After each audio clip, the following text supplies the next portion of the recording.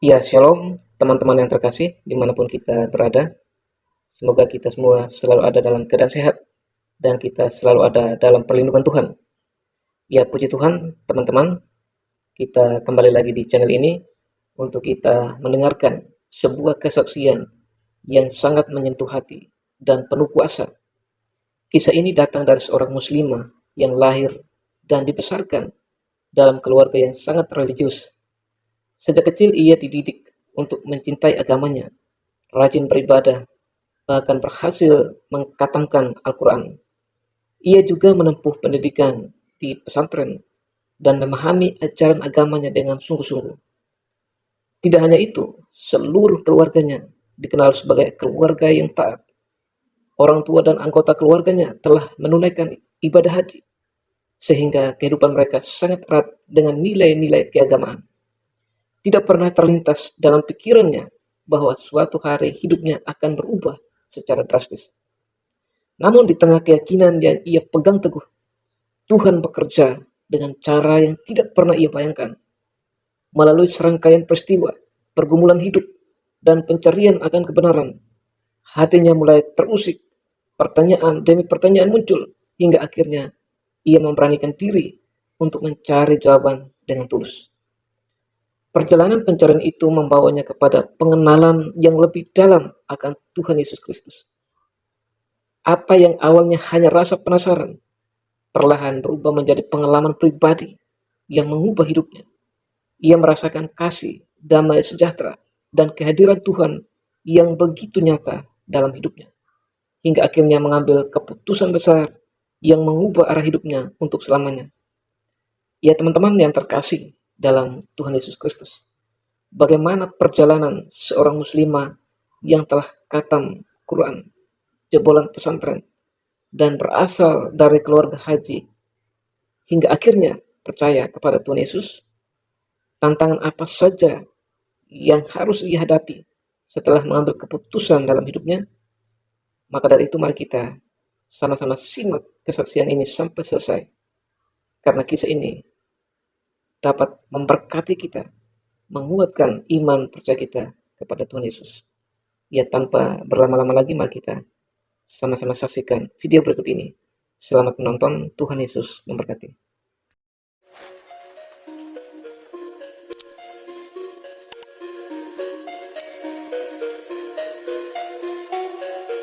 Shalom, selamat malam semuanya. Nama saya Media. Saya dari Muslim. Saya berlatar belakang keluarga semua haji, termasuk saya. Orang tua saya Islam Muhammadiyah. Saya sekolah pesantren, tepatnya di kota Sulawesi. Dan di pesantren itu saya pernah mengikuti namanya MTQ atau STQ. Dan di situ juga saya pernah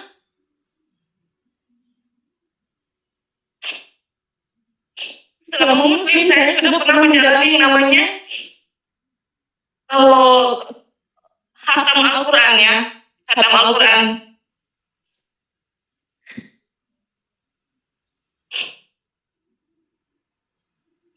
Di keluarga saya diajarkan namanya sholat 5 waktu itu tidak pernah berhenti.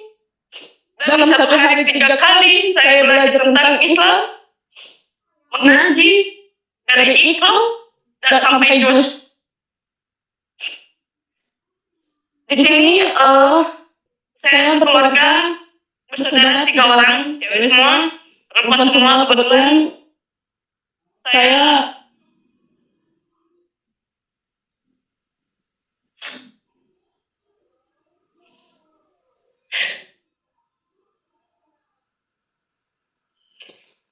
saya memilih Tuhan Yesus.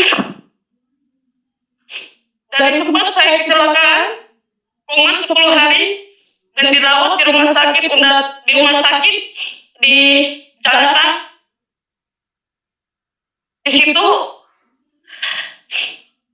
saya tidak tahu dan sempat kecewa di saat saya koma. Yang datang itu kenapa bukan Tuhan yang selama ini yang saya sembah? Saya heran Di saat saya koma itu, jidat saya ditepuk dengan kata, maukah engkau menjemput saya? Saya di situ terdiam, tidak menjawab apa-apa. Tapi setelah itu, setelah bayangan itu datang, kenapa saya bisa bedakan? Tuhan apa? Kalau datang itu Tuhanku yang sebelumnya, itu tulisan Allah saya tahu. Tapi ini datang dengan tongkat yang 1 meter, itu Yesus salib ya, salib. Nah, tiba-tiba saudara saya video, dia merasa bercandain saya, bilang, kamu kenapa? Kamu melihat apa? Kamu sadar nggak ngomong ini? Kata dia itu. Itu di rumah sakit saja ya. Dilihatin gini. Saya sampai heran, sampai bingung, sampai diam dan tidak berkata-kata apa-apa. Dan setelah itu, saudara saya bilang di silent saja, dan juga bilang, jalani apa yang menurut kamu baik, dan suatu saat kamu pasti tahu apa pilihan yang terbaik. Nah, setelah itu, banyak banget kuasa Tuhan. Kenapa saya sampai memutuskan untuk mengikut Tuhan? Dari 2007, itu saya belum yakin, saya masih ragu, karena saya masih mendalami agama saya sebagai seorang muslim, sebagai seorang haji. Di keluarga saya itu betul-betul yang namanya sholat jamaah, sholat sunnah, makan sunnah, puasa sunnah, semuanya saya jalani. Tapi semenjak saya kena kena insiden itu, saya lepas, saya ragu, karena di mana saya yang lagi sekarat, yang datang Tuhan Yesus. Saya berterima kasih di antara dua Tuhan, berterima kasih di Tuhanku bagi Tuhan Yesus. Di masa-masa sekaratku, yang datang malah Tuhan Yesus. Jadi 2018, saya menguatkan hati, izin ke orang tua untuk mengikut Tuhan Yesus. Selama berbulan-bulan, saya meminta izin dan bergumul dan tetap bergumul.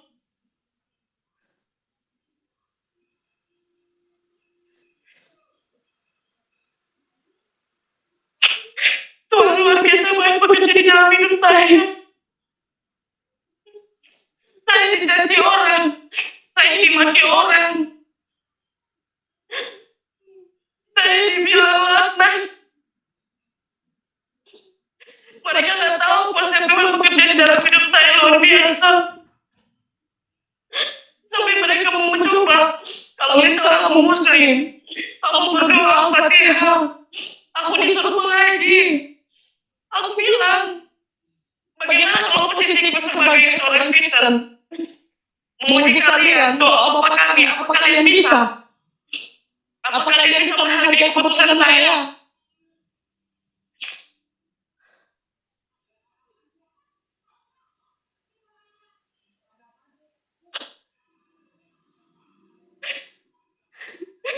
Tuhan luar biasa bekerja dalam hidup saya. Memang orang pikir ikut Tuhan Yesus itu mudah, gampang. Saya diuji. Bapak saya meninggal, saya kena masalah. Usaha saya habis. Dimulai dari nol. Rumahku rata dengan tanah. Keluarga banyak yang meninggal.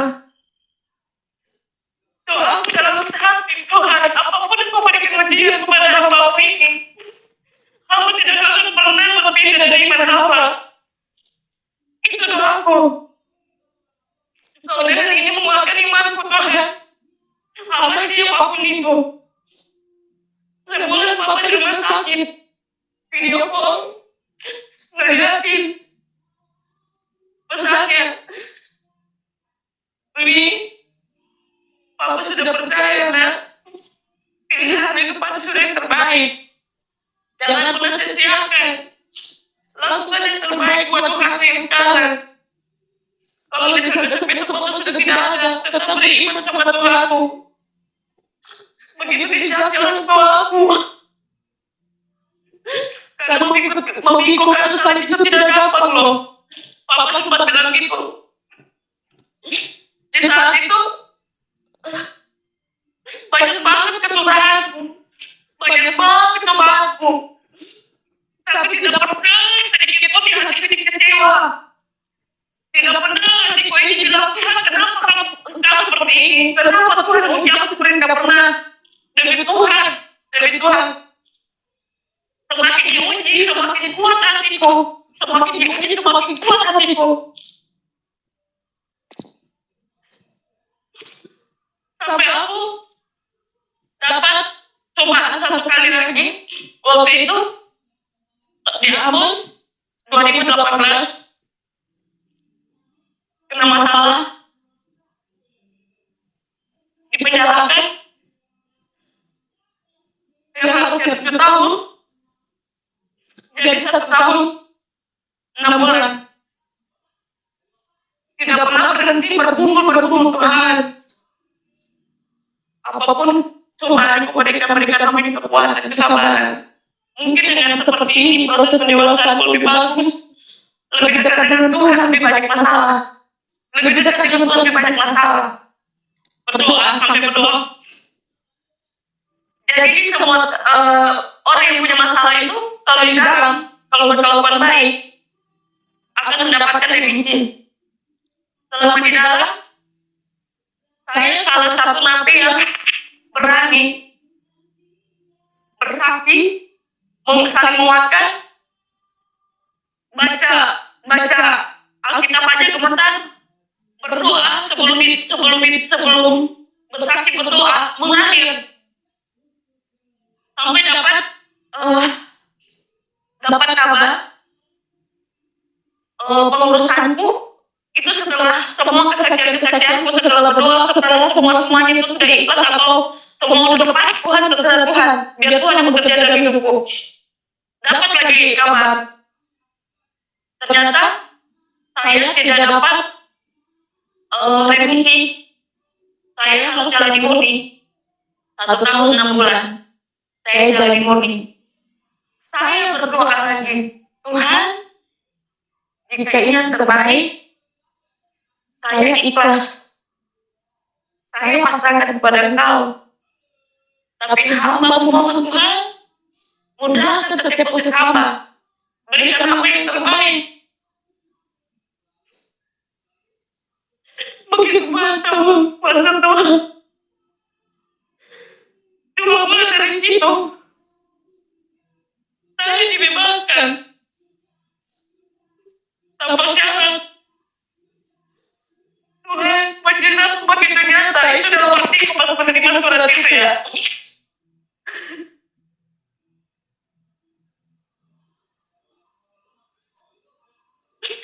Saya dicaci, saya dimaki, saya terima. Sudah keluar, saya bersaksi di gereja.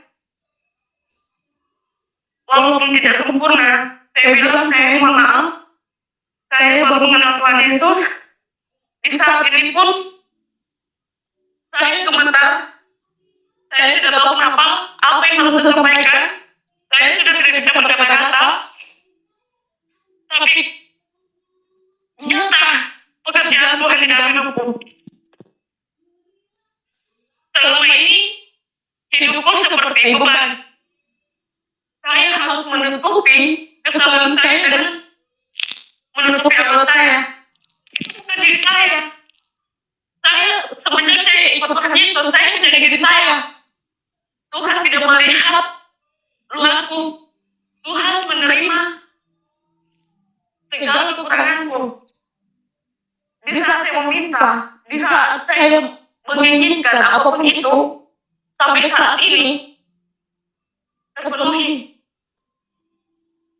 Saya dikeluarkan dari pekerjaan, mamaku sakit, kakakku juga. Saya berdoa, Tuhan, bisakah saya ingin melihat satu kali lagi mujizat Tuhan? Dan itu terbukti. Mamaku cuma satu kali saja pergi ke rumah sakit, diperiksa, dikatakan sembuh. Dan setelah itu, mama pulang. Dan lanjut lagi, bagaimana saya yakin mengikut Tuhan Yesus, suami saya. Itu yang semakin menguatkan saya. Suami saya, orang Batak. Saya mengikut suami bukan karena saya mengikut Yesus bukan karena suami saya, karena memang sudah itu panggilan saya sejak lama. Di sana, di depan mertua, saya disuruh menghafal doa Bapa Kami dan pengakuan iman rasuli. Dalam 2 hari, saya menghafal pengakuan iman rasuli dan doa Bapa Kami.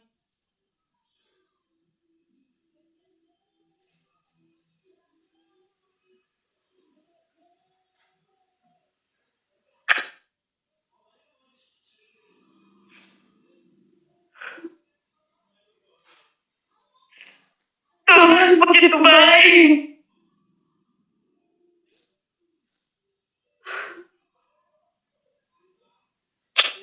Saya tidak pernah ragu melepas hijab saya. Saya tidak pernah ragu meninggalkan keluarga saya. Saya hidup sendiri. Saya belajar sedikit demi sedikit lebih dekat dengan Tuhan.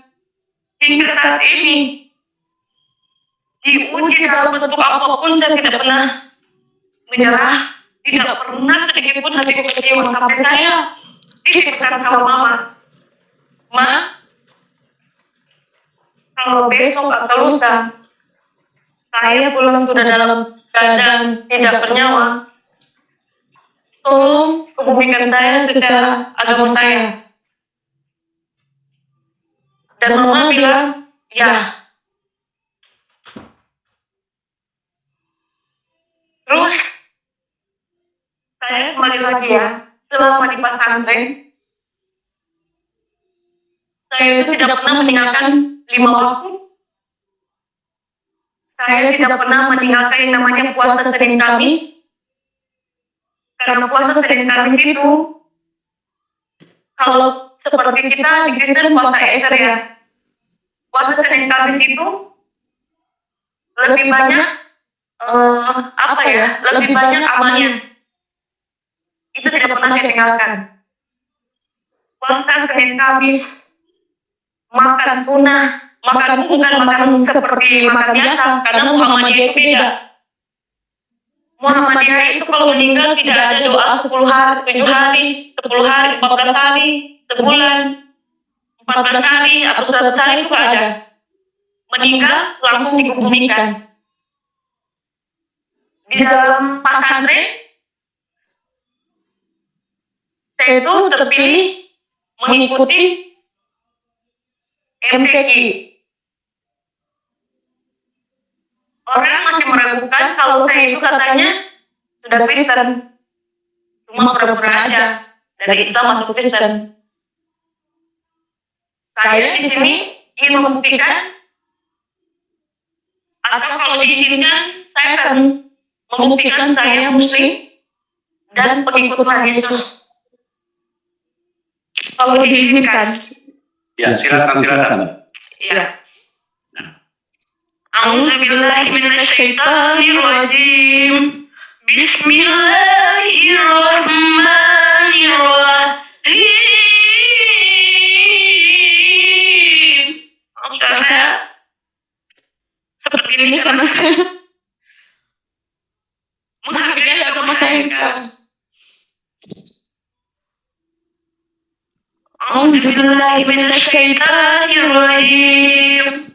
Bismillahirrahmanirrahim. Alhamdulillahirabbil alamin. Arrahmanirrahim. Maliki yaumiddin. Iyyaka na'budu wa iyyaka nasta'in. Ihdinas siratal mustaqim. Siratal ladzina an'amta 'alaihim ghairil maghdubi 'alaihim waladdallin. Surat Al-Fatihah. Bismillahirrahmanirrahim. Alhamdulillahirabbil alamin. Sekarang saya nggak bisa. Bukan saya nggak mampu dan kalau saya Islam, saya lebih menghargai agama saya saat ini. Qul huwallahu ahad juga saya hafal, karena sudah lama saya melepas yang namanya hijab itu dari 2007. Ya, cuma itu yang bisa saya sampaikan saat ini. Cuma itu yang bisa saya tunjukkan. Bismillahirrahmanirrahim. Alhamdulillahirabbil alamin. Maliki yaumiddin. Iyyaka na'budu wa iyyaka nasta'in. Ihdinas siratal mustaqim. Siratal ladzina an'amta 'alaihim ghairil maghdubi 'alaihim waladdallin. Amin. Itu Al-Fatihah. Itu banyak. Kalau saya lagi nggak sakit, saya akan mengaji dengan suara yang lebih baik dari ini. Karena saya lagi nggak enak badan. Di saat ini lagi saya masuk pemilihan. Tapi karena kuasa Tuhan saya bisa tetap duduk dengan tenang. Karena niat saya ini tetap memuliakan Tuhan, mendoakan orang tua saya, mendoakan keluarga saya dalam nama Tuhan, dan mereka saat ini baik-baik saja.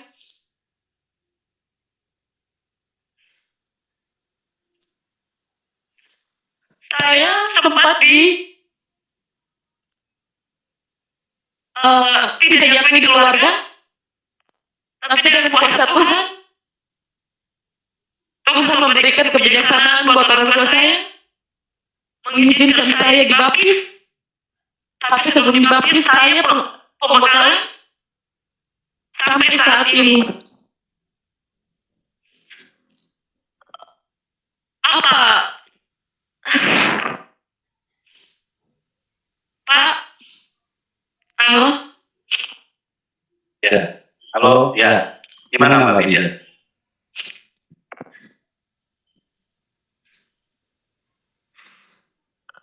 Dari Bapak, saya saking terharunya, saking bahagianya, saking senangnya, saya tidak tahu apa yang harus saya sampaikan. Ya, Sukacita penuhku saat ini sampai saya tidak bisa berkata apa-apa lagi. Luar biasa. Ya. Ya. Mungkin gini Mbak Widya, jadi bisa diceritakan sedikit peristiwa kecelakaan yang dialami pada waktu itu. Di saat mana Tuhan Yesus datang, ya bisa diceritakan ya. Bagaimana kejadian kecelakaan ini? Ya, ini sudah maaf, saking senangnya ya. Jadi waktu itu saya di Jakarta, saya bersama istri saya lagi jalan-jalan, kalian mau dimakan. Di perjalanan, karena saya sedikit bandel, saya nggak pakai helm. Di perjalanan itu saya kecelakaan. Saya kecelakaan koma selama 10 hari. Dirawatnya di rumah sakit Husada. Ini maaf ya, saya lihat ini mana ya? Gimana ya? Ini. Ya, benar. Kelihatannya. Gigi saya ini. Iya, itu bekas. Gigi saya ini. Ya. Nggak kelihatan. Itu. Ya. 10 hari di dalam rumah sakit saya koma.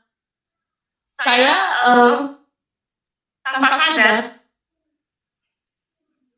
di dalam koma itu saya melihat yang datang itu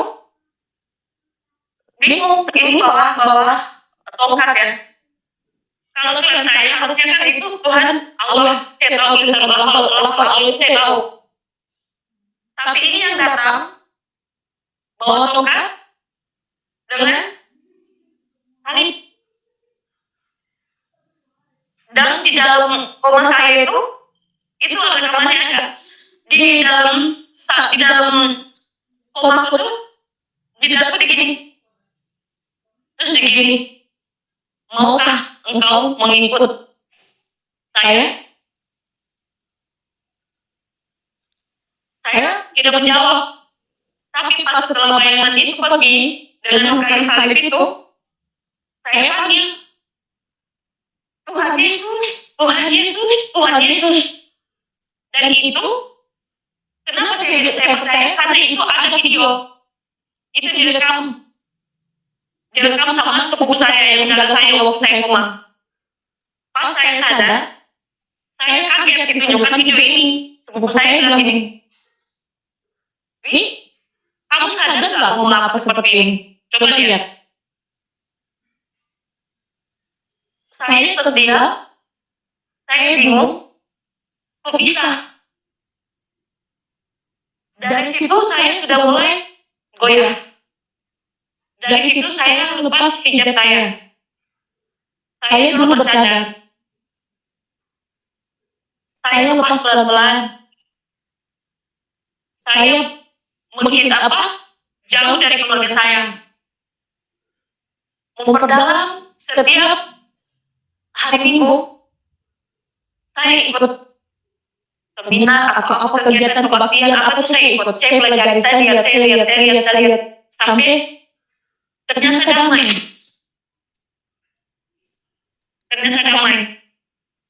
Saya tidak perlu menjadi orang yang munafik. Saya tidak perlu menjadi orang yang harus bilang menutupi kesalahan saya dengan menutupi aurat saya. Saya tidak perlu lagi di luar harus seperti berhijab. Terus sebenarnya tindakan itu tidak sesuai dengan pakaianku. Dan di situ saudara yang merekam titip pesan, "Wi, kalau itu memang yang terbaik, kalau apa yang ada di penglihatanmu itu, suatu saat kamu tahu jawabannya." Dan jawabannya itu saya temukan di 2018. Saya terpanggil, saya mengikut Tuhan Yesus, saya sudah dibaptis, dan sampai sekarang. Mbak Ida, Ya, mungkin bisa diceritakan bagaimana sampai bisa terpanggil. Jadi pada saat itu ketemu dengan seseorang, iya. kemudian ini, jadi biar ceritanya bisa lengkap ya. Silakan. Iya, oke. Jadi, kenapa saya ikut Tuhan Yesus? Kemarin saya di Jayapura. Di Jayapura saya ada pekerjaan. Ketemu dengan suami di sana. Itu belum jadi suami ya, masih pacaran. 2 minggu kenalan, saya dibawa ke orang tuanya. Kebetulan orang tuanya itu di Wamena. Dari Jayapura, dari Sentani ke Wamena itu 45 menit naik pesawat. Setelah saya sampai di Wamena, saya pikir ya saya cuma jalan-jalan, diperkenalkan mana adalah cowok zaman sekarang mau serius dan mau ke orang tuanya. Saya pikir seperti itu, dan ternyata pikiran saya salah. Diperkenalkan dengan keluarga dari suami saya. Selama di sana, pas seminggu di sana, mertua saya nanya, selama ini Roy ini tidak pernah bawa perempuan ke rumah ini, apalagi ini rumah orang tua, bukan rumah sendiri, bukan rumahnya sendiri. dibawalah ke rumahnya. Terus apa kamu hamil? Mertua tanya seperti itu. Saya bilang, tidak. Saya sama Roy berteman. Saya ingin jalan-jalan. Oke, udah clear. Dari situ, setelah lama di situ, mungkin karena mertua lihat Roy suka nyaman, karena selama ini di rumah itu tidak ada yang bisa nyobakan Roy, bukan nggak menghargai ya, bukan nggak menghargai orangnya. Dia tuh anak terakhir, dia tuh manja, semua apa yang dibilang sama dia harus. Tapi yang bisa mengendalikan itu saya. Apa yang saya bilang dia turutin. Nah, karena itu jadi mertua saya ini respect. 2 minggu kemudian ditanya, Mei itu artinya adik, atau nak, atau inang. Mei, apa kamu serius sama Roy? Maksudnya bagaimana? Apakah kamu siap ikut Roy?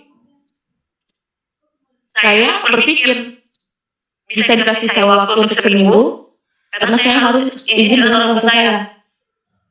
Nah, selama 1 minggu, 2 minggu, 3 minggu, 4 minggu, saya berpikir, saya bergumul.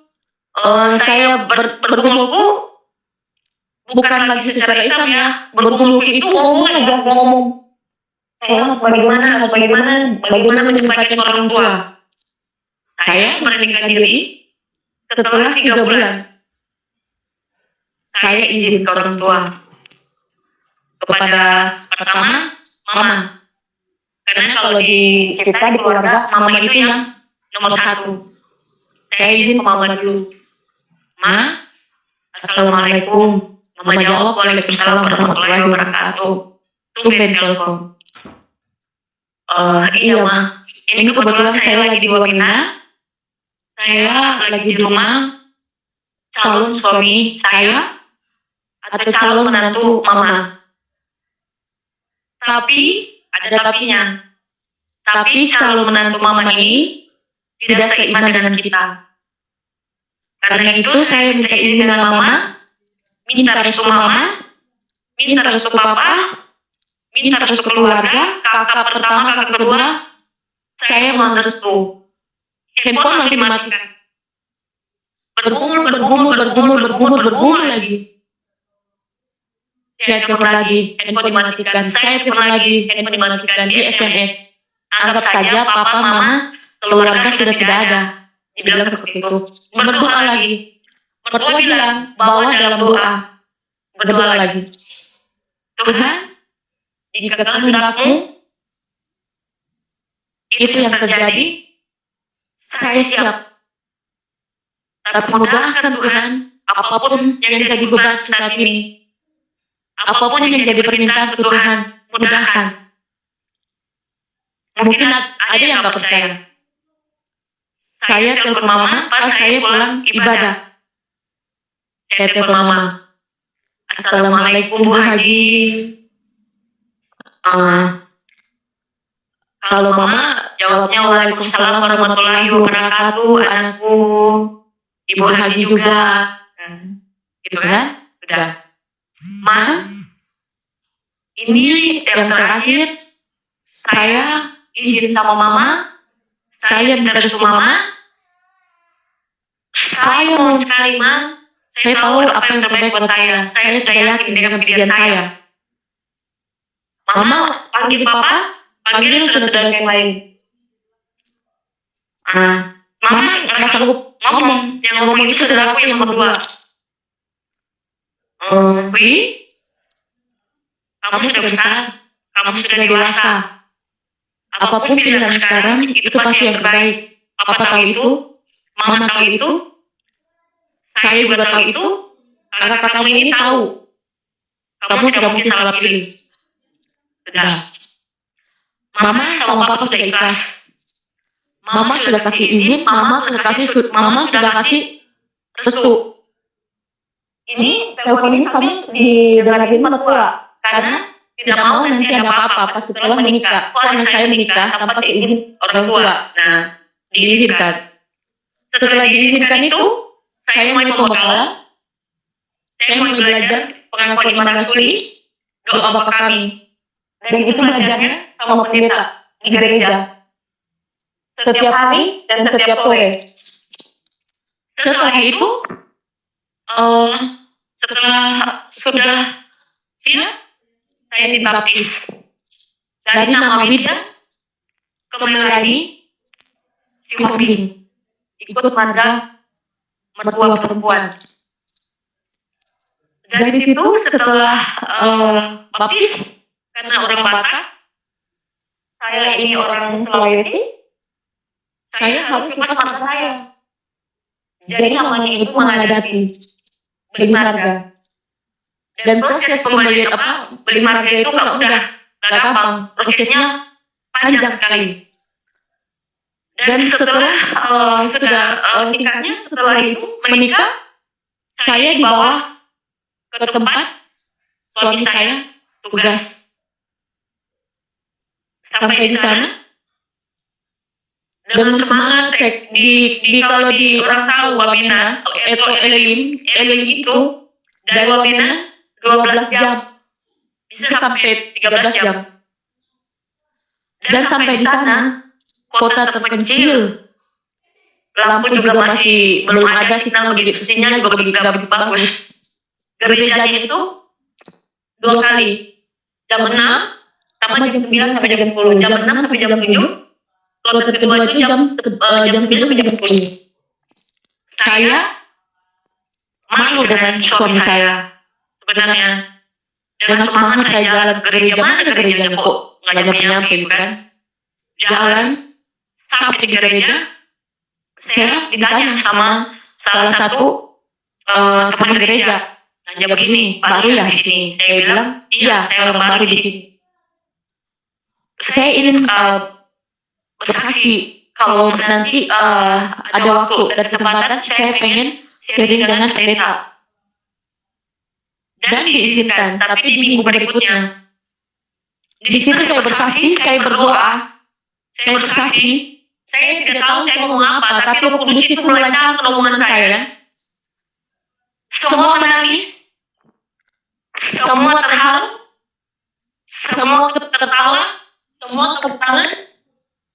Saya seorang haji, seorang anak pesantren yang dibesarkan di pesantren. Orang tua saya juga basicnya semua orang haji, orang yang namanya sama agama itu benar-benar wah. Tapi Tuhan punya rencana lain dalam hidup saya. Tuhan bisa membolak-balikkan itu. Tidak memandang siapa. Mau saya haji kah? Mau saya siapakah? Tuhan pakai cara Tuhan mengubah saya. Dan sampai saat ini, saya tidak pernah berhenti mengucap syukur. Tidak pernah saya mengeluh. Sampai di titik terakhir kemarin usaha saya. Saya bilang, Tuhan, jangankan usaha saya sudah siap mengikut Engkau, mati atas nama Tuhan Yesus.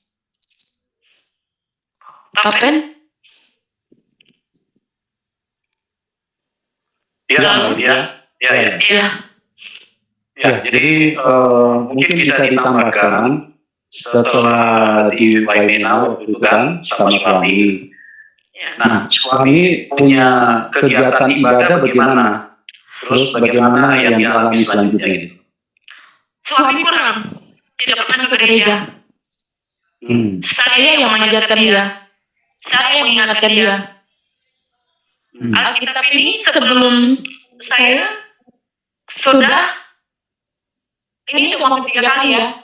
Tapi saya bacanya bukan dari perjanjian lama ke perjanjian baru, bukan dari perjanjian baru ke perjanjian lama, dari perjanjian lama baru ke perjanjian baru.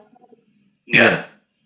Saya ini bacanya udah 3 kali habis ya. Ini Alkitab ini dari perjanjian baru ke perjanjian lama. Ini sudah ini sudah mau bisa hampir selesai. Dan saya bacanya sudah sampai di sini saat ini. Ya. Ya.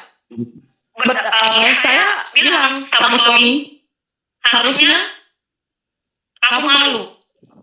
Saya yang dari sana. Dekat Tuhan itu luar biasa loh. Coba belajar, dekatkan dirimu dengan Tuhan. Tuhan itu bekerja luar biasa banget dalam hidup lo, Roy. Saya bilang itu ke dia. Tidak didengar. Tidak. Terus mertua saya juga bilang, Ina, jadi kalau orang Batak itu Inang itu anak, dan kalau saya juga panggil Inang ke mertua saya itu artinya mama. Jadi juga saya bilang Ina, mertua saya bilang Ina, Inang titip Roy sama Ina, karena Inang percaya Inang bisa. Itu mertua saya ngomong seperti itu. Dan saya balas ke Inang saya akan berusaha menjadi yang terbaik untuk suami saya. Sampai saya lelah. Dia sampai bukan lelah bilang untuk mengajak dia, bukan. Sampai saya lelah pun dia cuma bilang saya bilang saya malu. Kamu yang harusnya malu, tapi saat ini saya malu. Saya loh yang ngajarin kamu, bukan kamu yang ngajarin saya. Terus saya setiap minggu ke gereja, sampai orang di Elim itu, saya di sini bukan semua agama mengajarkan kita baik. Cuma di saat ini saya merasa lebih nyaman, lebih damai, lebih tenang. Saya berdoa malam ini, besok saya dapat. Puji Tuhan, saya dapat. Saya minta ini, saya minta itu, Tuhan cukupkan. Terus ada lagi kejadian kemarin waktu saudara saya di rumah sakit, dia jantung. Saya berdoa saya izin ke mereka, saya bilang, saya izin berdoa, tapi dengan cara aku. Mudah-mudahan, tapi ini bukan doa ini ya, saya berdoa ini sambil telepon. Jadi didengarkan sama mereka. Saya berdoa, kakakku itu kaget, kakakku itu menangis. Segitu luar biasanya kamu nih, segitu bijaknya kamu nih, mendoakan saya. Dia menangis. 1 minggu kemudian, puji Tuhan, dia sembuh dari sakitnya.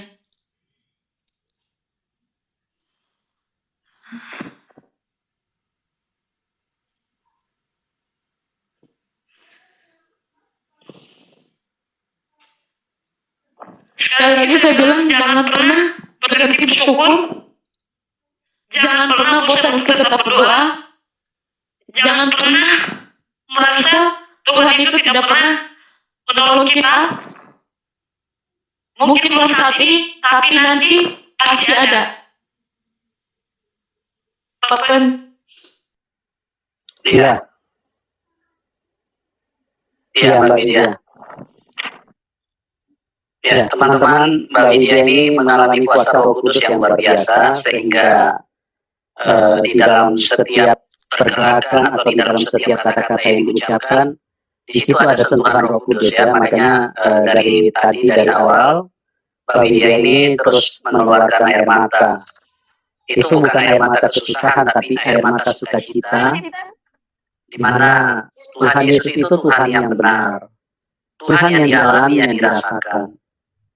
Jadi dia bukan huruf-huruf yang dibukukan, yang ditulis dalam buku, tapi dia firman yang ditulis dalam buku.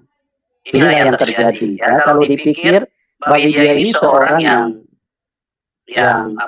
orang yang sangat fanatik. Bahkan Mbak Widya ini juga seorang haji, ya, seorang haji, bahkan pernah pergi umroh juga. Dan Tuhan Yesus bekerja di dalam kehidupannya. lawatan Tuhan, jamahan Tuhan di tahun 2007 pada saat Mbak Widya terkapar di rumah sakit, kuasa Tuhan Yesus sangat sempurna. Ya. Jadi jamaah Tuhan secara luar biasa, ya. Dan beliau sebetulnya masih banyak hal yang beliau ingin bagikan, cuman karena kuasa Roh Kudus yang membuat dia akhirnya istilahnya berbicara terhenti-terhenti, ya. Tapi itu adalah inti daripada kesaksiannya betapa luar biasa kuasa Tuhan Yesus. Oke, Mbak Lydia mungkin bisa diceritakan sedikit tentang kehidupan bersama suami, terus mungkin bisa diperjelas apakah Mbak Lydia itu ikut Tuhan Yesus itu karena dipengaruhi dengan perkawinan apa bagaimana, Mbak Lydia? Coba diperjelas lagi. Kan memang 2007 Mbak Lydia kan sudah di jamaah Tuhan Yesus, cuman belum mengikut Tuhan. Ya. Ya, silakan dijelaskan. Iya. Jadi 2007 itu memang sudah tepatnya ngomong belum peka. 2018 itu pas merit itu nikah memang sama suami itu bukan karena suami Kristen. Kalau karena suami, karena kalau cuma karena suami saya ikut Tuhan Yesus dan sekarang saya sudah tidak sama suami. Kemarin saya sudah dijanjikan kalau saya kembali saya akan dikasih hadiah yang bagus dari keluarga saya, yaitu hadiah haji lagi, tapi bukan haji umroh ya. Itu dibujuk ya. Saya mengikut Tuhan Yesus bukan karena status suami saya Kristen. Saya mengikut Tuhan Yesus sampai saat ini, walaupun saya sudah disakiti, saya sudah tidak sama-sama suami lagi, saya tetap ikut Tuhan Yesus. Karena saya yakin Tuhan Yesus itu juru selamat saya, dan saya sudah melihat banyak hal. Bukan, jadi tidak bisa saya gambarkan dengan kata-kata ya. Saya sudah banyak melihat mujizat Tuhan.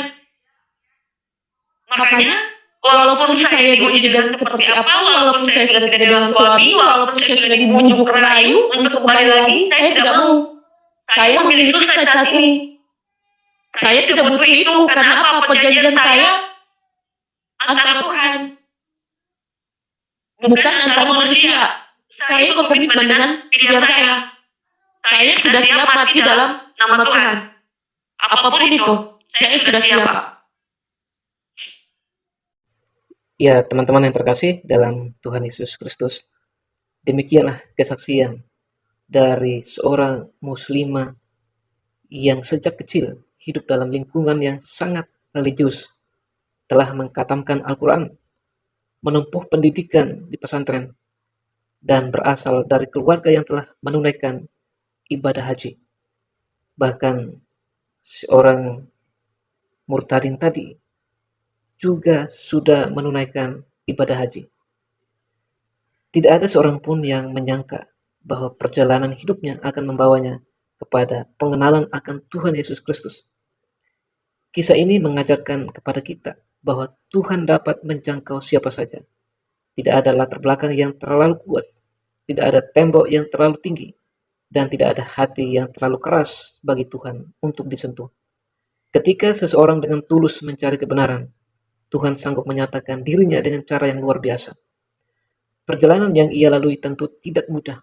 Setelah memutuskan untuk percaya kepada Tuhan Yesus, ia harus menghadapi berbagai tantangan, penolakan, kesalahpahaman, bahkan tekanan dari orang-orang terdekatnya. Namun di tengah semua itu, ia tetap bertahan karena telah mengalami sendiri kasih dan damai sejahtera yang diberikan oleh Tuhan. Firman Tuhan dalam Yeremia 29 ayat 13 berkata, "Apabila kamu mencari aku, kamu akan menemukan aku. Apabila kamu menanyakan aku dengan segenap hati." Ayat ini menjadi bukti bahwa Tuhan tidak pernah menolak orang yang sungguh-sungguh mencarinya. Ketika hati terbuka untuk mengenal kebenaran, Tuhan sendiri yang akan memimpin langkah demi langkah. Firman Tuhan juga berkata dalam Yohanes 8 ayat 32, "Dan kamu akan mengetahui kebenaran, dan kebenaran itu akan memerdekakan kamu." Kebenaran Tuhan bukan hanya memberikan pengetahuan, tetapi juga membawa kebebasan, pengharapan, dan kehidupan yang baru. Itulah yang dialami oleh seorang muslimah ini dalam kesaksian tadi. Di tengah berbagai pergumulan, ia menemukan damai yang tidak dapat diberikan oleh dunia. Bagi teman-teman yang saat ini sedang bergumul, sedang mencari jawaban atas berbagai pertanyaan dalam hidup, atau sedang mengalami kebimbangan rohani, jangan takut untuk datang kepada Tuhan Yesus. Mintalah agar Tuhan menuntun dan menunjukkan jalan yang benar. Tuhan melihat hati yang tulus, dan Dia sanggup menjawab setiap pencarian yang sungguh-sungguh. Mari kita ingat perkataan Tuhan Yesus dalam Matius pasal 7 ayat 7. Mintalah, maka akan diberikan kepadamu. Carilah, maka kamu akan mendapat. Ketoklah, maka pintu akan dibukakan bagimu. Ya teman-teman yang terkasih dalam Tuhan Yesus Kristus, kiranya kesaksian ini menjadi berkat bagi kita dan mengingatkan kita bahwa kasih Tuhan tidak mengenal batas suku, bangsa, budaya, maupun latar belakang agama. Tuhan mengasihi setiap manusia dan rindu agar setiap orang mengenal kasih-Nya yang menyelamatkan. Saya ucapkan terima kasih kepada teman-teman karena sudah menyaksikan video ini sampai selesai. Jika kesaksian ini memberkati teman-teman, jangan lupa untuk menekan tombol like, memberikan komentar yang positif, yang membangun, yang memberkati orang lain, serta bagikan video ini kepada keluarga, sahabat, atau kenalan teman-teman, sehingga mereka juga dapat dikuatkan dan iman mereka semakin teguh di dalam Kristus melalui kesaksian yang luar biasa ini. Sampai bertemu kembali dalam kesaksian-kesaksian berikutnya. Tuhan Yesus memberkati kita semua. Shalom.